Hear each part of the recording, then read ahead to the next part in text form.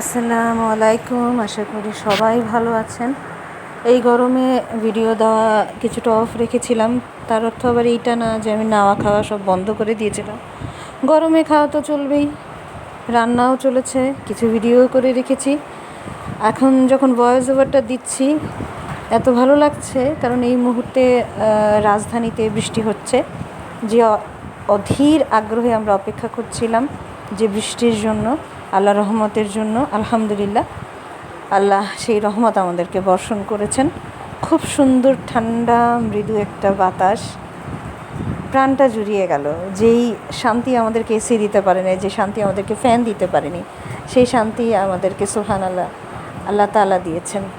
কি যে সুন্দর একটা বাতাস, কি যে সুন্দর একটা বৃষ্টি আমি এখন উপভোগ করছি।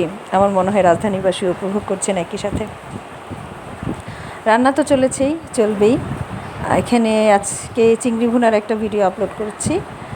বেসিক্যালি আমি নিজে ব্যক্তিগতভাবে চিংড়ি খাই না, যার কারণে আমার রান্নায় আসলে চিংড়িটা খুবই কম আসে। তো মেহমান এসেছিল, মেহমানের সূত্র ধরেই চিংড়ি রান্না করা হয়েছে। তো চিংড়ি ভুনার সবচেয়ে ইন্টারেস্টিং পার্ট হচ্ছে চিংড়িটা যদি আমরা একটু কষিয়ে সুন্দরভাবে ভুনা করি। অনেকে ভেজে করে, আমি চিংড়িটা না ভেজেই ভুনা করেছি এবং একটা পেস্ট করে নিয়েছিলাম। শুরুতেই আপনারা হয়তো বা খেয়াল করেছেন, আমি টমেটো, পেঁয়াজ, কাঁচামরিচের একটা পেস্ট সরাসরি দিয়ে সেটাকে ভুনা করে একদম তেল উঠিয়ে নিয়ে তারপরে আমি চিংড়িগুলো দিয়ে দিয়েছি। এবং চিংড়ির মাথা নাই, খুবই ভালো কথা। অনেকে আছেন কোলেস্ট্রল, চিংড়িতে বেশি কোলেস্ট্রল, তারা মনে করেন মাথা না খেয়ে চিংড়ি মাছ খাই, খুবই হাস্যকর। এই তো হয়ে গেল আমাদের চিংড়ি ভুনা। যাদের হাই কোলেস্ট্রল অবশ্যই এড়িয়ে চলবে।